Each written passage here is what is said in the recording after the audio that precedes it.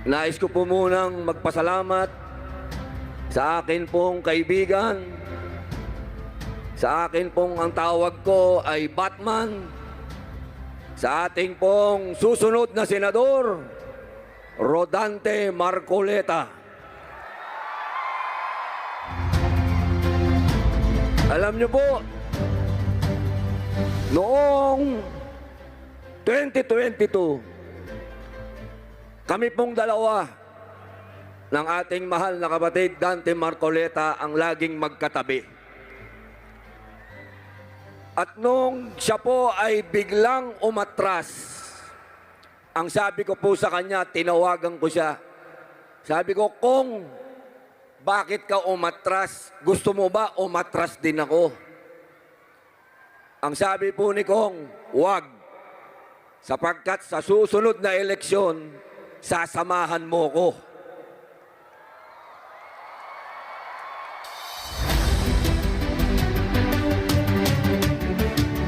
At dahil po sa tulong ng Iglesia ni Cristo,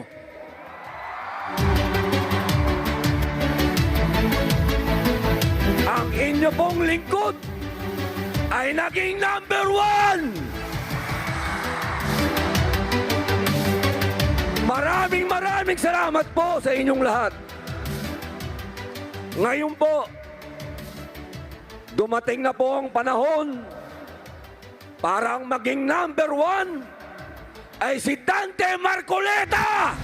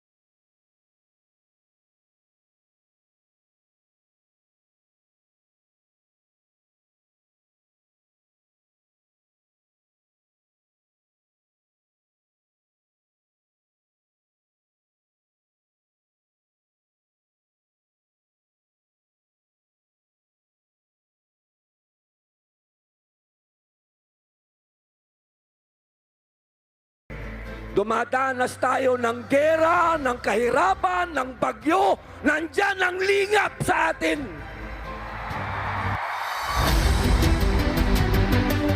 Hindi tayo kailanman iniwan ng Iglesia ni Cristo.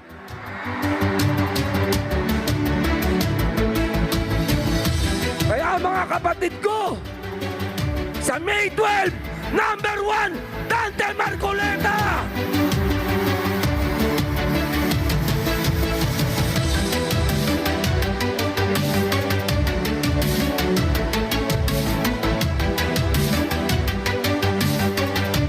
Ngayon po,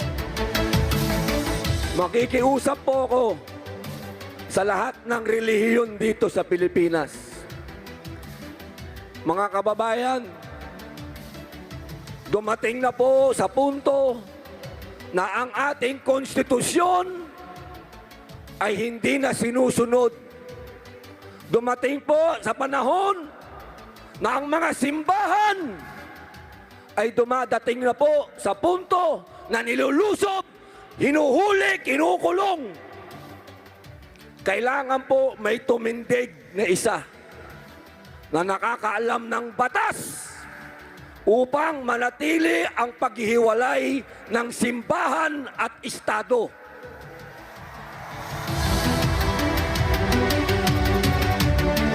Wala pong iba kung hindi si Atty. Rodante Marcoleta!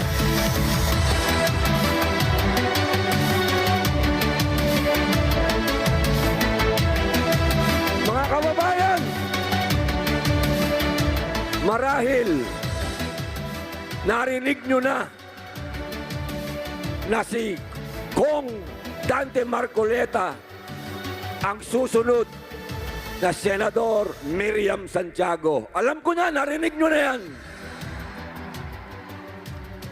Ito lang po ang sasabihin ko sa inyo. Totoo po yan. Siya. Pero, isa lang po ang nakalimutan nila. Si Dante Marcoleta, abogado, katulad ni Senator Miriam Santiago,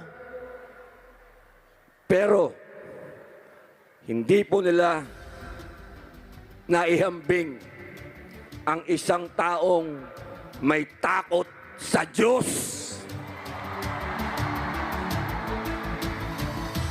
Napakahalaga po na ang inyong senador ay may takot sa Diyos.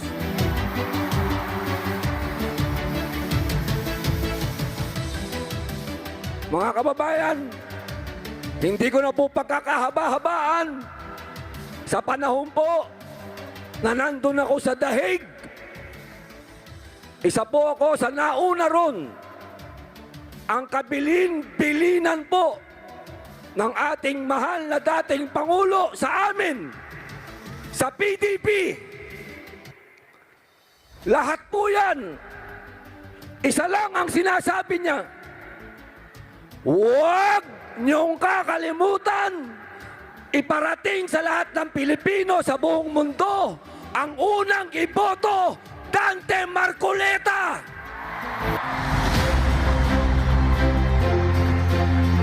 Wala pong kasinungalingan yan. Ang bilin ni Rodrigo Roa Duterte, Dante Marcoleta.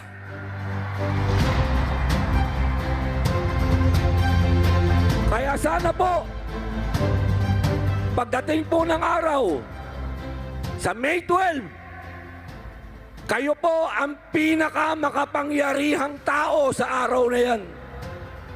Mas makapangyarihan pa kayo sa presidente, senador, congressman, gobernador, mayor. Sa araw na yan, tandaan nyo po, ang isang taong nakipaglaban, walang sinino-sino, kahit mag-isa lang siya sa Kongreso, tumayo. At iyan po, si Dante Marcoleta.